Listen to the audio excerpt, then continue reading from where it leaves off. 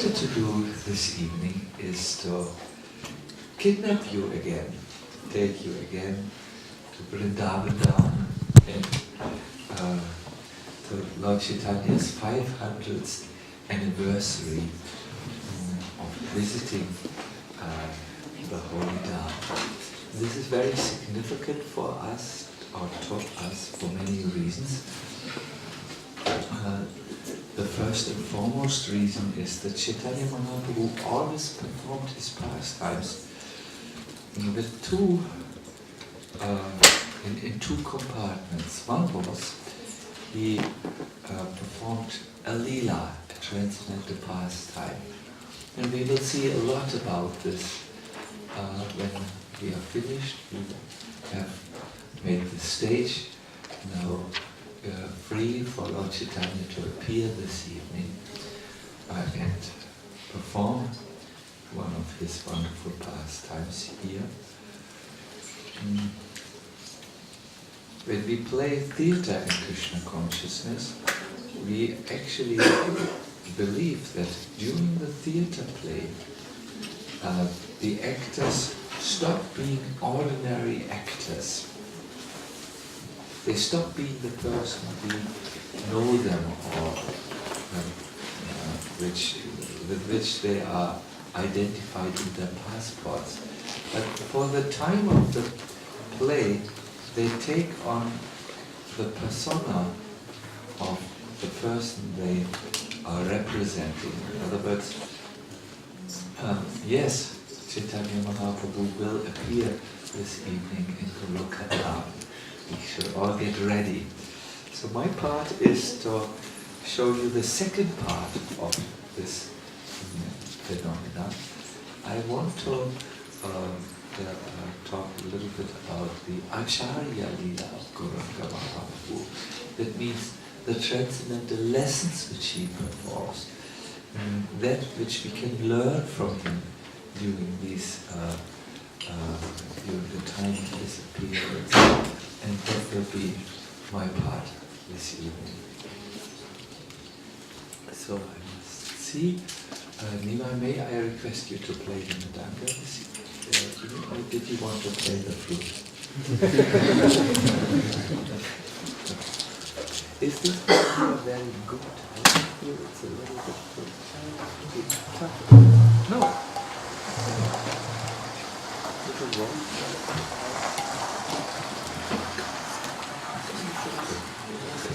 I think you need a little more.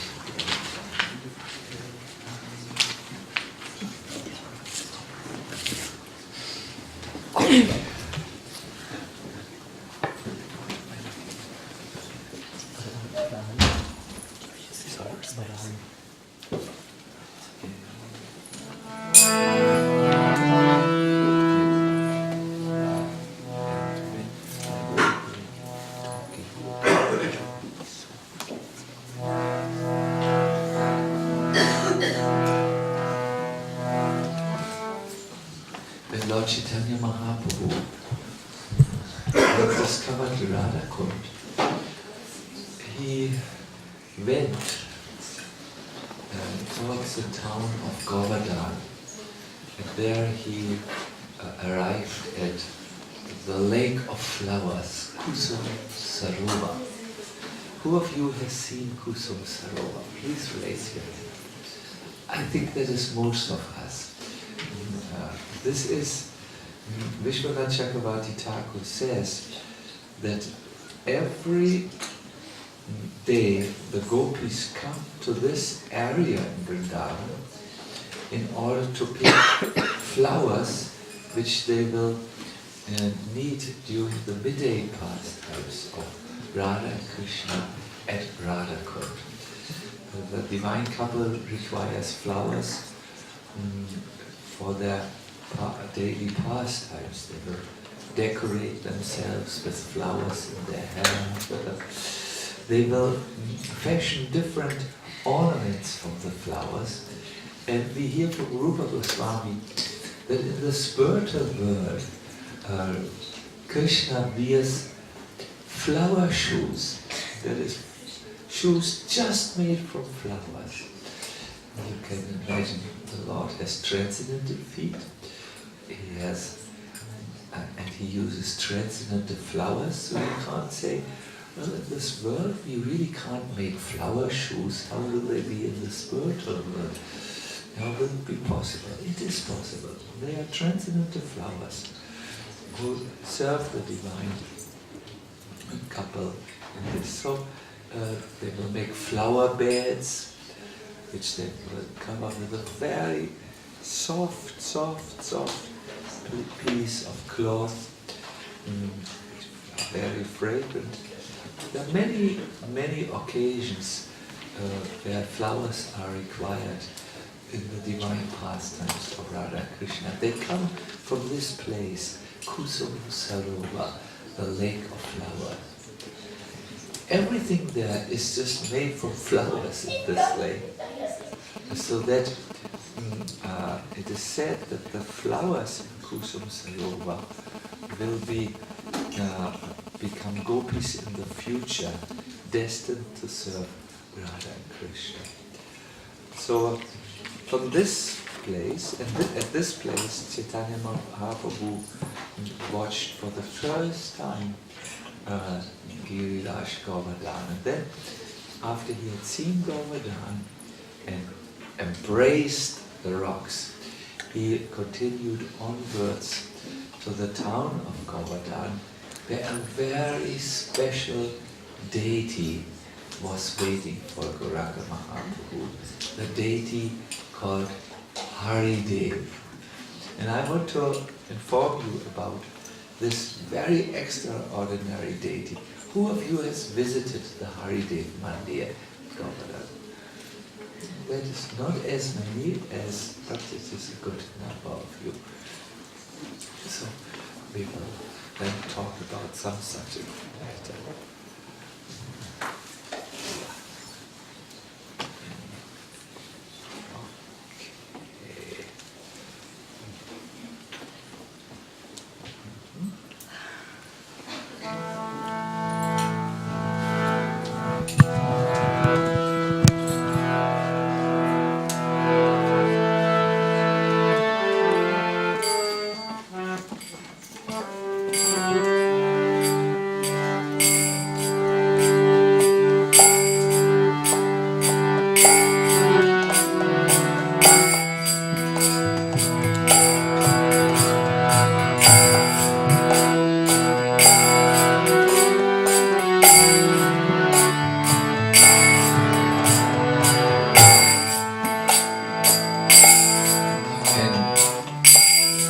Lord Caitanya Mahaprabu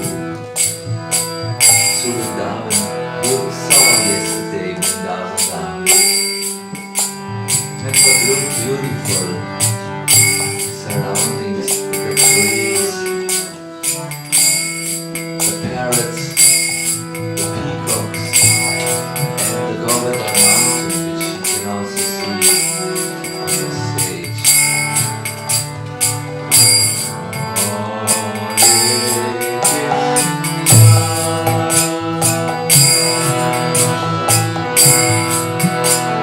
Hare Krishna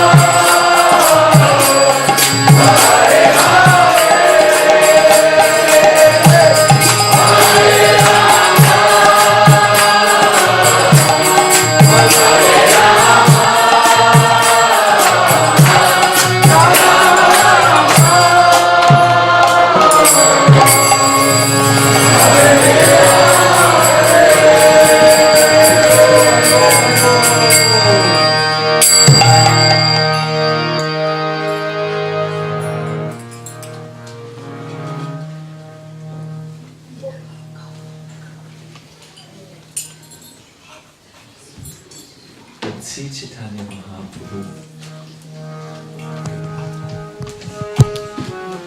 came to the Govardhan town.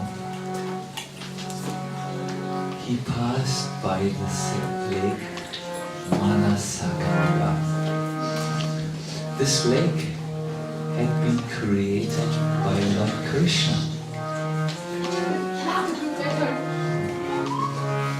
Once he had seen how his father, I'm not sure, maybe we should inform the mother.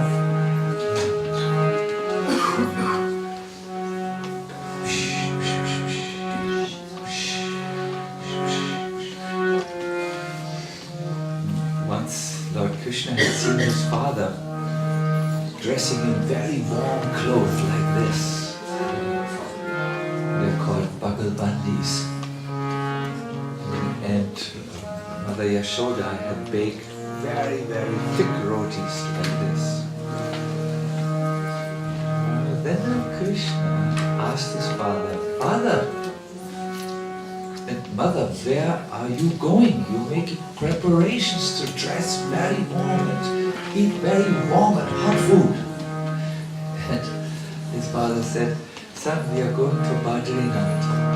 We want to take a bath in the Ganga." "Oh," said Krishna, "you don't need to leave Vrindavan, Father.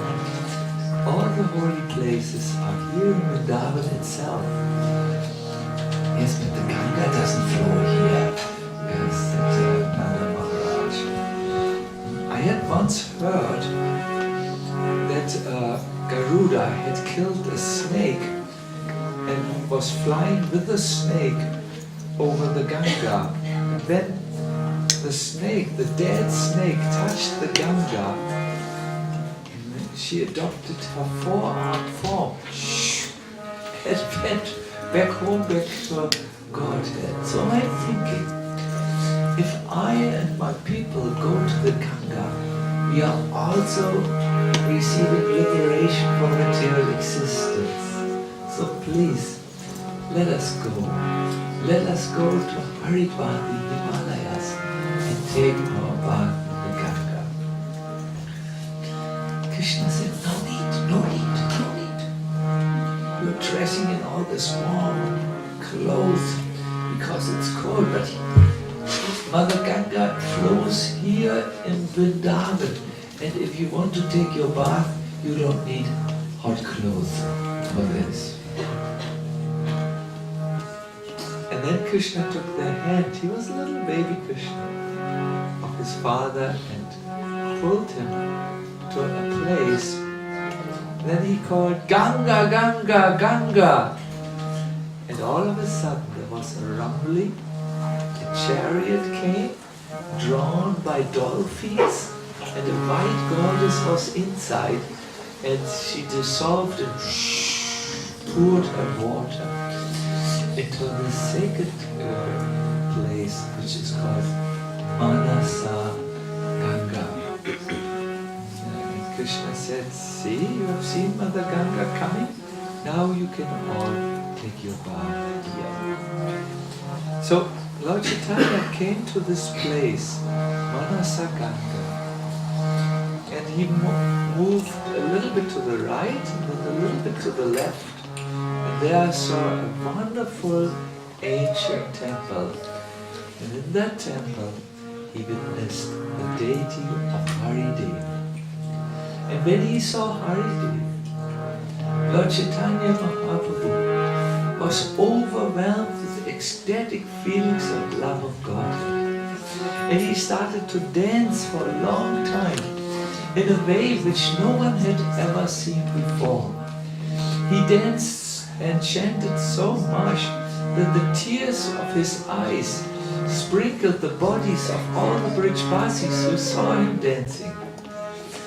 Would you also like to be sprinkled by the tears of Chaitanya one day? Imagine, you see the golden volcano of love, taking the holy name and then erupting in ecstasy like a volcano. But he doesn't spit lava. What comes out of him are tears of love, which are sprinkling the passages nearby. So while Lord Chaitanya danced, he must have remembered the story of the deity before whom he chanted and danced. And I want to tell you the story of this deity. This deity is self-manifested. It means no deity wala, people who make deities, was working on the deity. The deity himself manifested from the black stone. In fact, he did not just manifest from a black stone, he manifested from himself and became a deity. It was once, during one of the many rasa dances which took place in the Golokadhama area. The gopis, Krishna, were so enlivened and their circles span out for a vast area covering the area of Chandra Sarovar. It's just near to Golokadhama, but also some distance away. When the moon, Chandra, saw the dance of the gopis and Krishna, he felt so surprised that he could not maintain his distanced position in the sky, but he fell down to the earth. And where he fell down and struck the earth, a lake was created, which you can visit today. It's very nice to come there at midnight because that is the lake of the moon. The moon lake. Sounds nice, no? Moon lake. Chandra Sarovar. Few of us stay close to this lake during the month of Kartik in this area. So Lord Caitanya Mahaprabu was thinking about the rasa dance, and then he saw in his inner eye a particular sweet scene. Krishna, in order to increase the love of the gopis, it disappeared from them. This morning we heard why Krishna disappears sometimes from his devotees. Do you know why? To increase love. To increase love. Yes, with your nice Russian accent. Increase love, yes. That's why the Lord disappears and is not immediately responsive to his devotees. Because sometimes in the absence of what is beloved, you think higher of it. Think about it. Some of you feel tired. Oh no, another kata. But when you are away in Frankfurt or in Switzerland or in Lake de Como in Italy and you think of Golokadhama, you would give everything to be in this kata. Sometimes absence makes the heart grow fonder, and therefore for increasing love the Lord sometimes removes himself from the sight of his devotees. So the Lord had disappeared from the gopis on that day. The gopis were grief-stricken. They went to Govardhan and they remembered Krishna.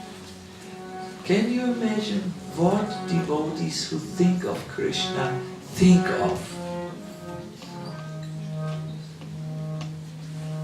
There are 4 items or 4 parts of Krishna's personality which the gopis always think of. It's always in the Bhagavatam verse. First, they think of Krishna's glances. Krishna looks from the corner of his eyes, and as he looks to the side, the corners, his glance transports a special quality. It's called sudakar, auspiciousness. And anyone who is seen by the Lord, who sees his glances, is really not just bathed in the glance itself, but bathed in auspiciousness. Therefore, those who have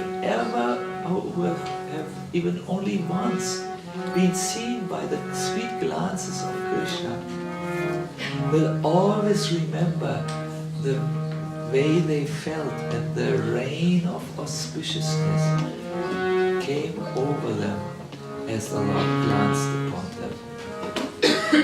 Then,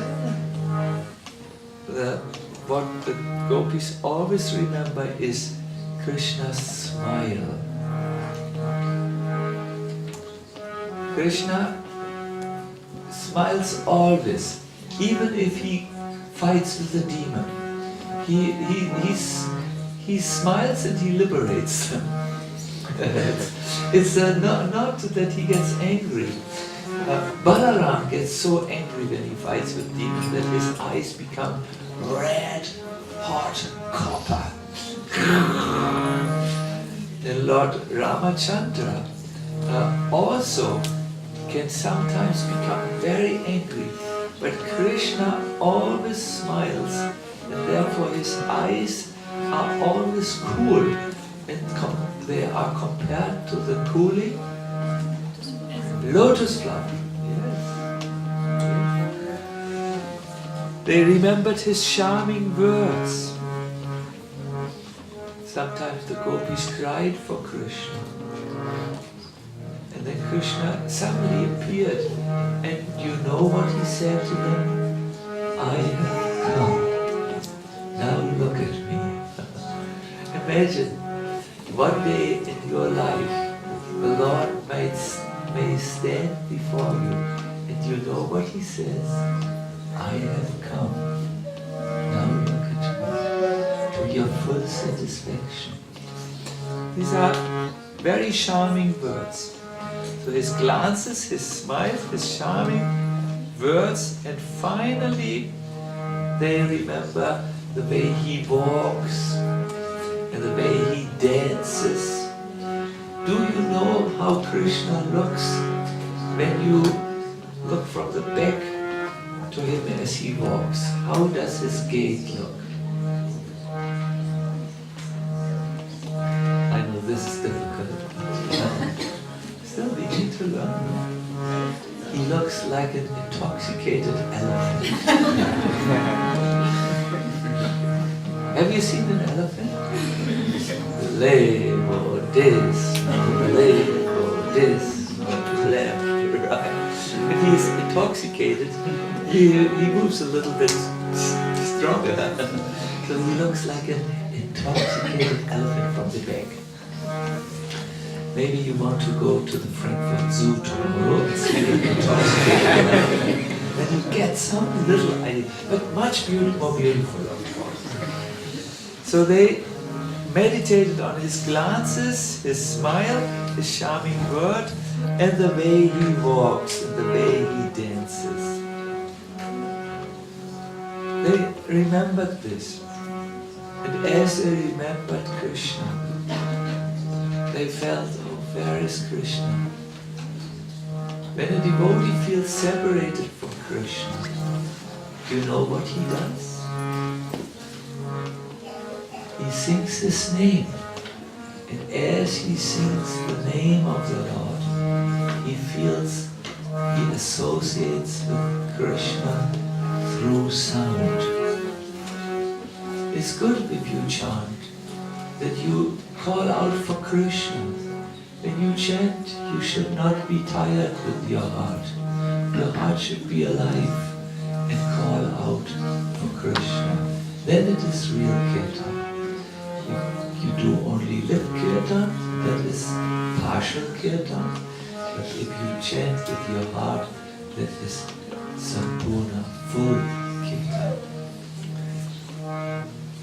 So very quickly, as they were chanting, their feelings increased and came to a pitch until they could no longer speak anything anymore. So they shouted out, "Oh Hari Dev! Oh Hari! Oh Hari! Oh Hari! Oh Deva! Oh Deva! Oh Lord of our lives! Oh Lord of our lives! Prananath! Prananath! Mukunda! Mukunda!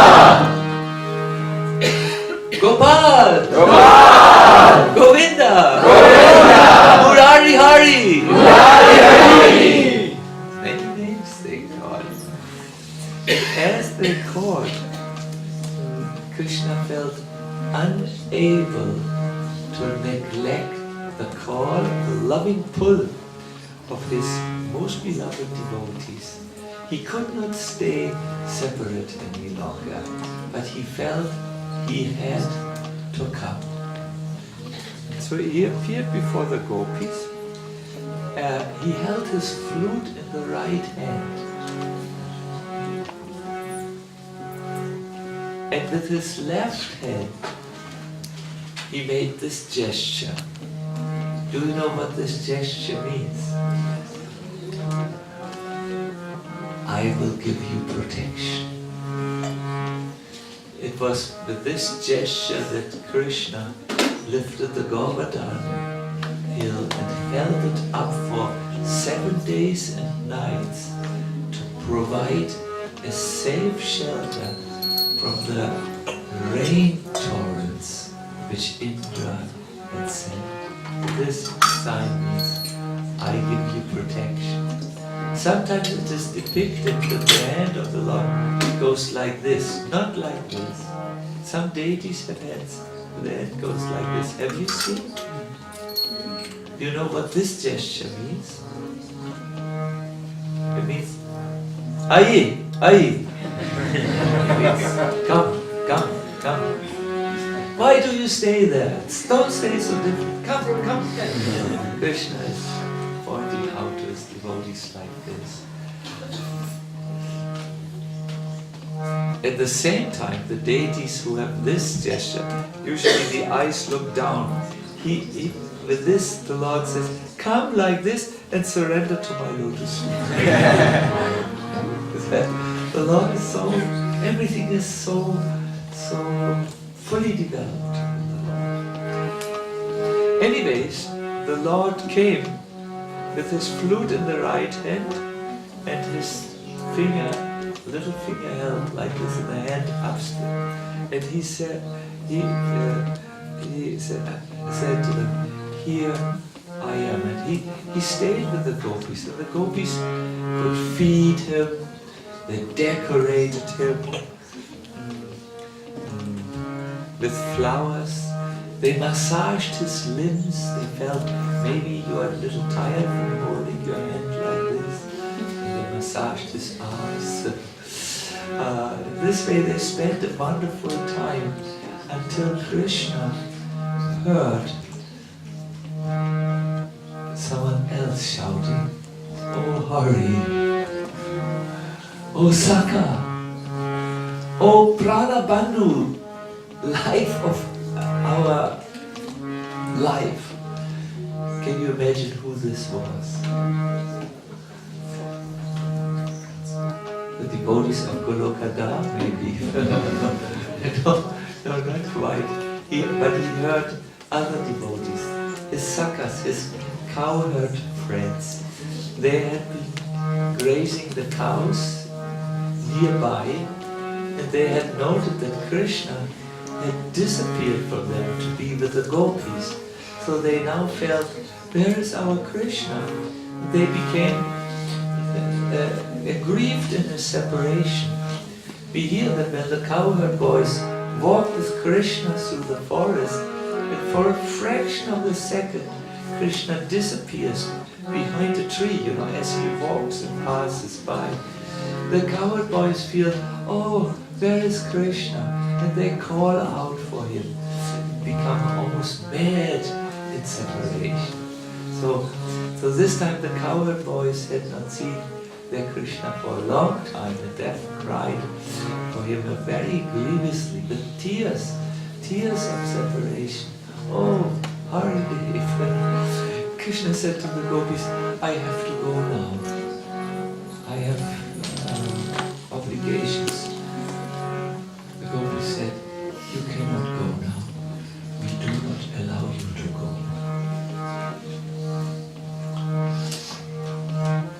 Okay, said Krishna. And at that moment he manifested a deity. I leave this deity with me. No, said the gopis. We want you, not a deity. So then, the deity started to walk. This reminds us of Gaunitai, changing into deities and then changing into Gaunitai again.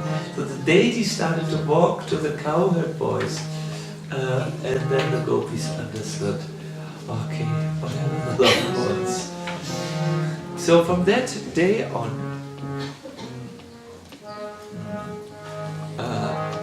the Radharani and the gopis, Krishna had to satisfy both groups of devotees. Radha, who said, always stay here with us, and the Gopas, who said, oh friend, where are you? Where have you gone? So Krishna stayed there as a deity eventually with the gopis, and he went with the cowherd boys. It is said that from that day on, the gopis came daily to Manasarovar, or Manasaganga, it's called Manasaganga. I'm getting bewildered with another place. And they came to there, they saw Haridev, which Krishna had manifested from his own form to show that he is identical with the deity. And every day they came and decorated this Haridev deity. Do you know how many arms this deity has? Someone of you says rightly 4 arms. Why? Because the elderly the elder Gopas and Gopis would object if their daughters would spend time with Krishna, but they would encourage their daughters to spend time with the four-armed form, Narayan.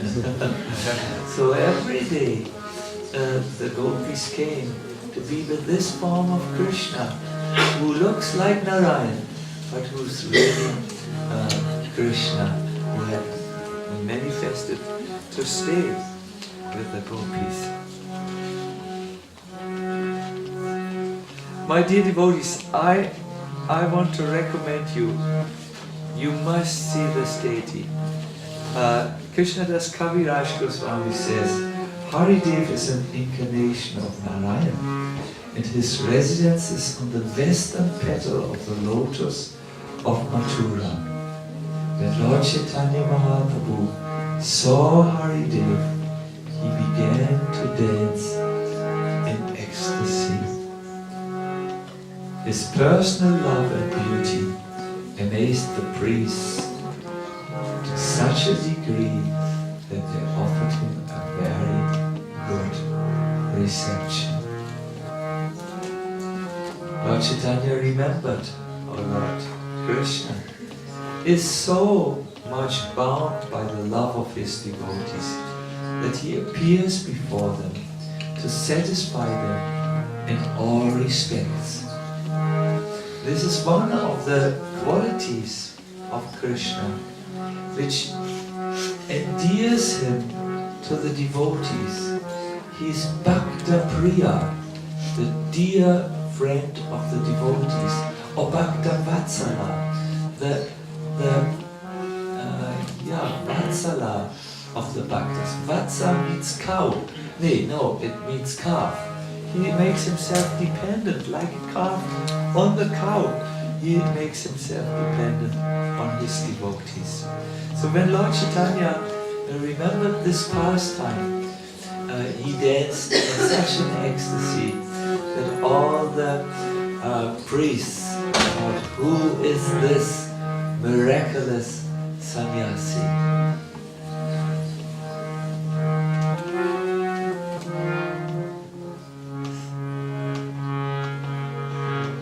In the 10th canto, Shukadev Goswami describes this quality of Krishna, which I think is very nice to meditate about on this last day of the old year. He says that Krishna is bound by ropes of love, and that Krishna binds with the ropes of love. When Krishna goes with his cowherd boyfriends through Vrindavan, he has a rope on his shoulder. And playfully he sometimes takes that rope from one shoulder to the other, and when he is in a very decorative mood, he takes the rope off and binds it in his turban. This rope has a reddish color, and it has pearls, a cluster of pearls on both ends. It's called a Nir-Yoga Pasha. It's part of the outfit of Krishna. This is something else, but it looks similar to this. And the Lord uses it for three purposes. One is, when he milks the cows, he will tie the calves so that they can't come and drink also the cow's milk, and there's nothing left. The second use is he binds very tightly the cow legs of his very temperamental cows who are always kicking. But the third use of the rope is that he binds the conditioned souls with this. I'm just trying to look at the deity. You see Radharani has the rope there? Can you see? Oh, is it correct? Krishna? Both. These are the near yoga pashas which the Lord saves the conditioned soul from the ocean of material life. Preeti is here.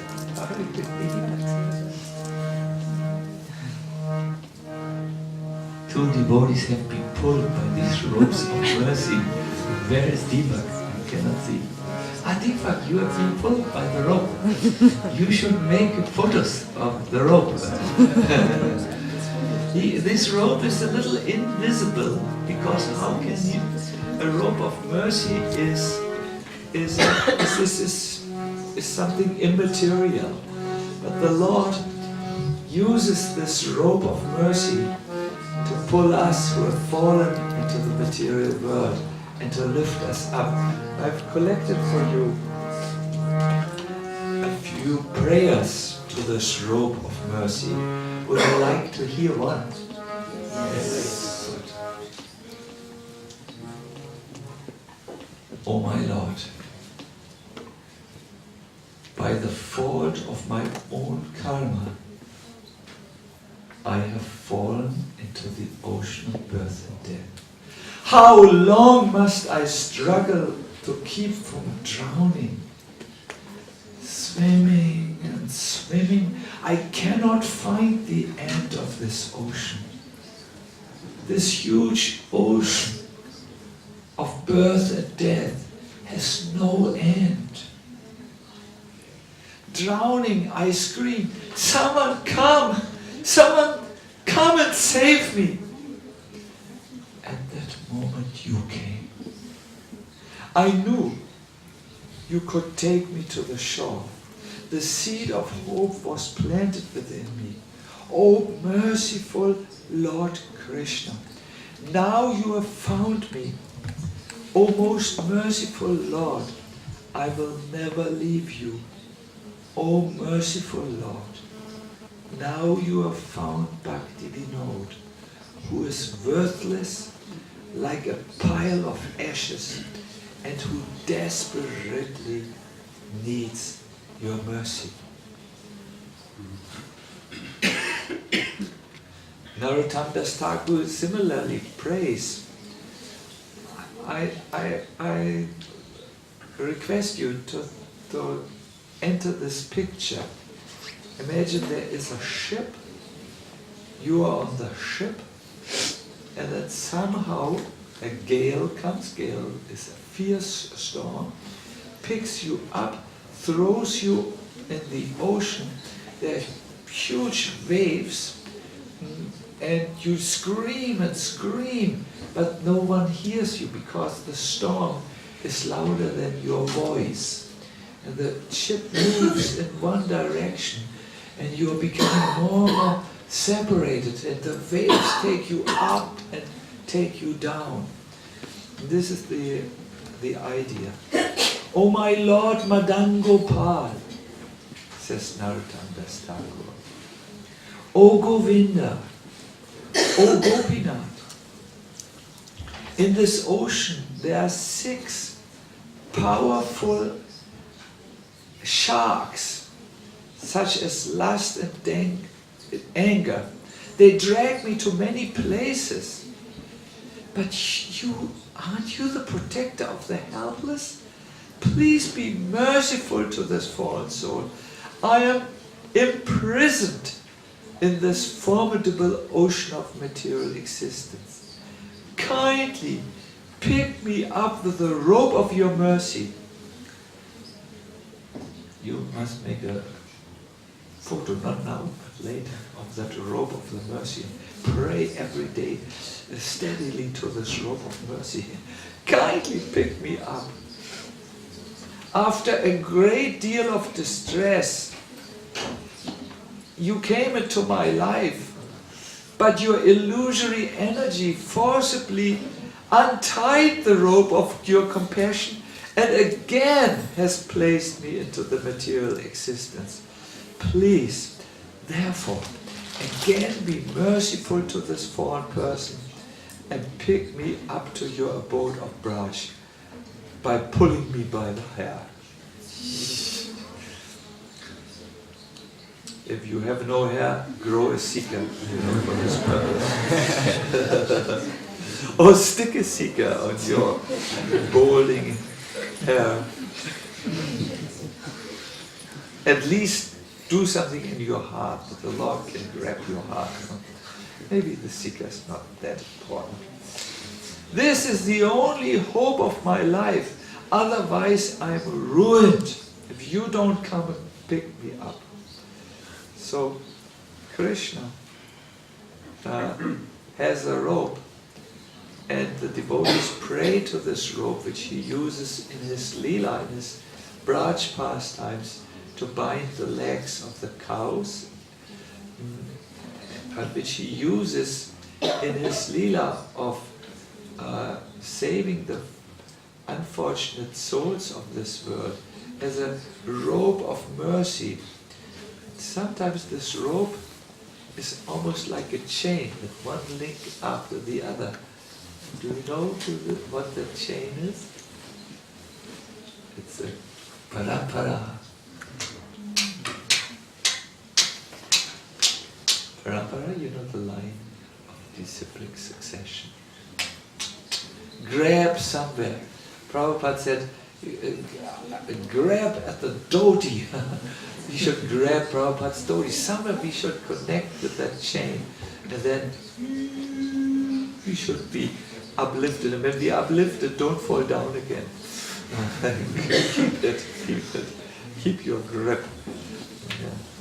So Krishna himself is saving with the rope of mercy, but he himself also becomes bound by the rope of the love of his devotees. Once Vrindadevi came to meet Radharani, and Radharani asked, "From where are you coming?" "Oh, I'm coming from Krishna." Vrindadevi said, Radharani said, "Where is Krishna at the moment?" "At Radhakund he is." "Acha. And what is he doing at the moment?" Vrindadevi said, "Oh Radha, he is dancing." So immediately Radharani became suspicious. Who is his dance teacher?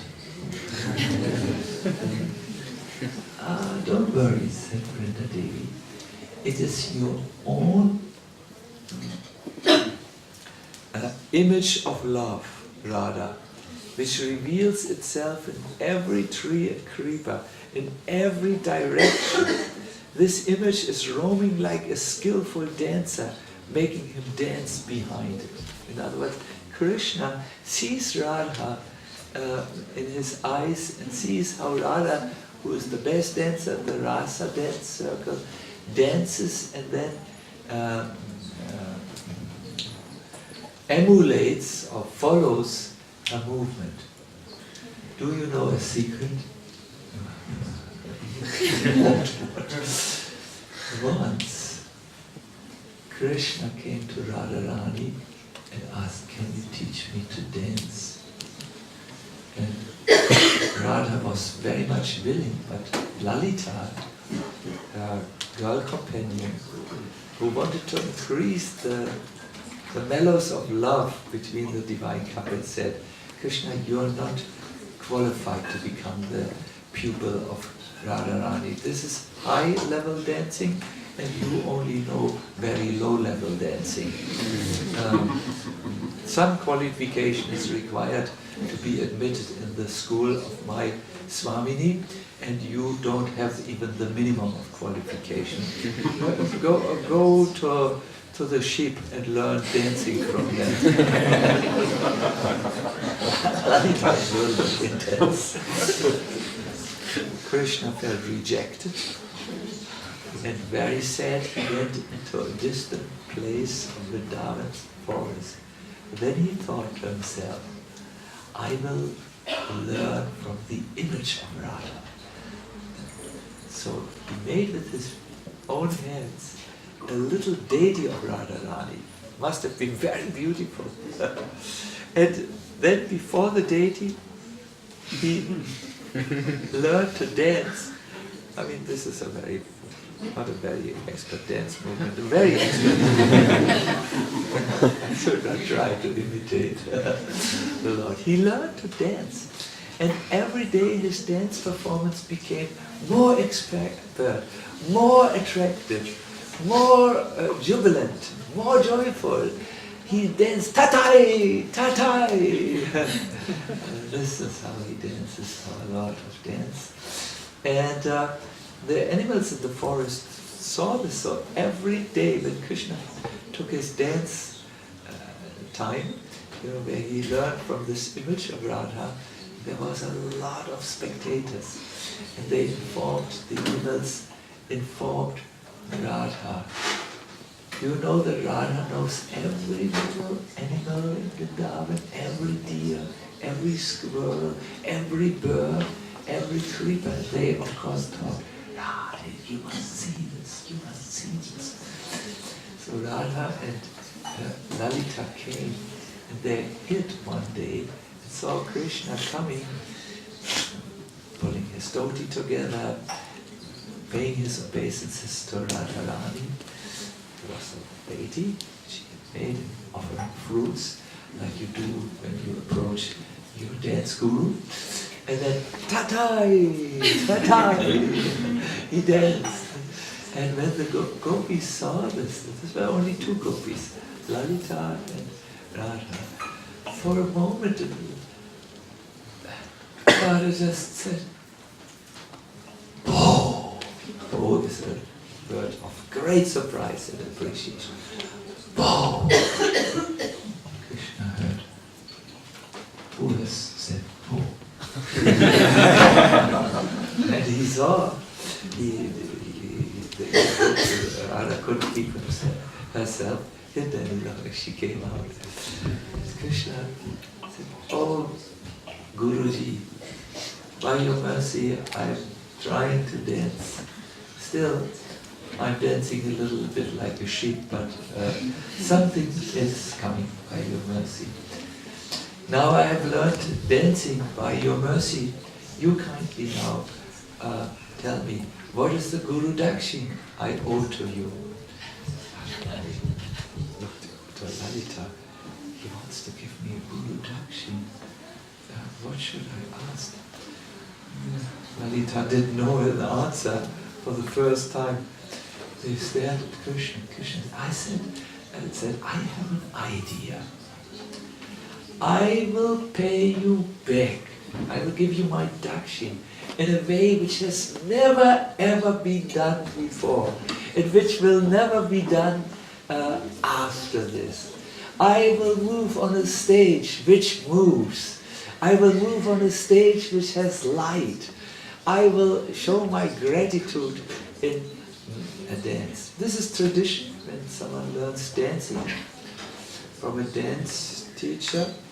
The way to show the gratitude is not by a gift of money, but by a gift of your talent. In other words, you have to dance and show and make a dance evening where you show what you have learned from your teacher.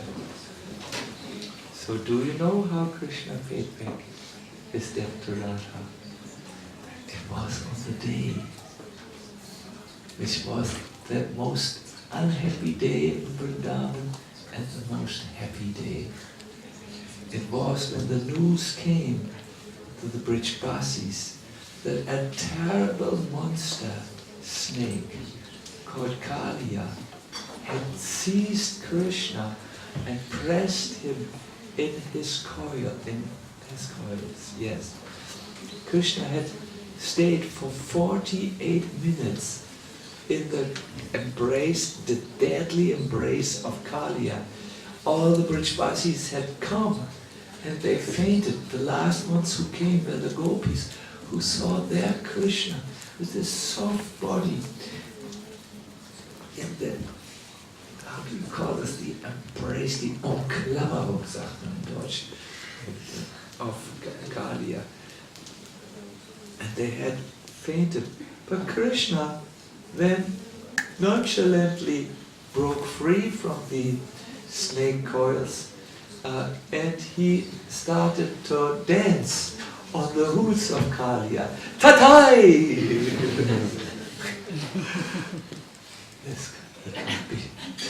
This cannot be the Brijbasi song. But Krishna smiled. Tatai!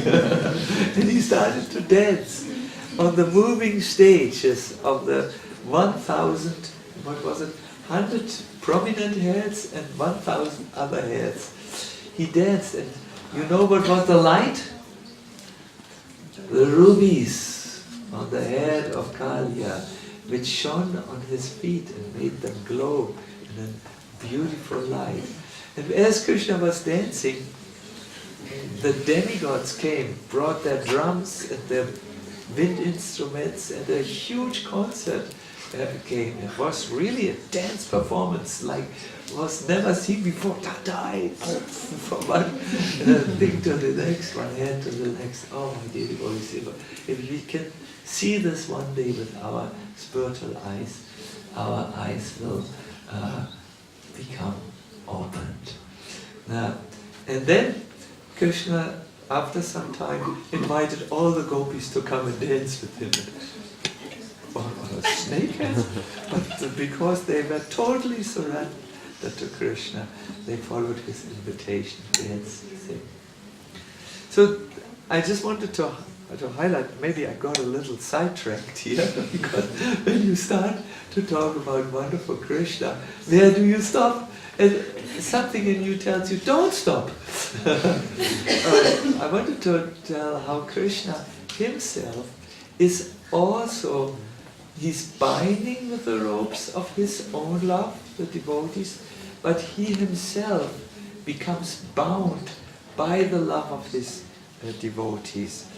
And there is a verse like this, with which I would like to stop this katha, from the Bhagavatam, where one of the Nava-yogendras, the 9 saints,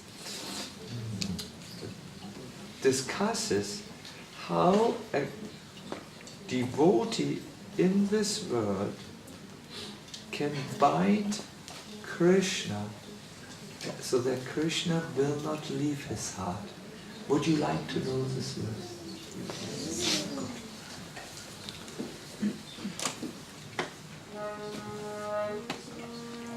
Hari, the Supreme Personality of Godhead, who destroys everything inauspicious for his devotees, does not leave the heart of his devotees, even if they remember him and chant about him inattentively, like some devotees in Golokadhama do because they're tired. Oh, sorry. So Krishna doesn't leave the hearts of the devotees if they remember and chant about him, even if it's not so super attentive. This is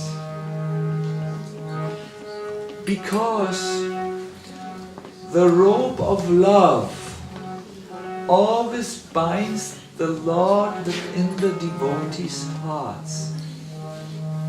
Such devotees should be accepted as most elevated. This verse talks about 2 devotees, those who are inattentive and those who have bound the Lord with the ropes of love. Even when you chant inattentively, the Lord comes and sits nearby. And if you chant with love, the Lord will not sit just nearby. He will not be satisfied to sit only on the side. He will come and He will sit in your heart. He will not be able to give you up.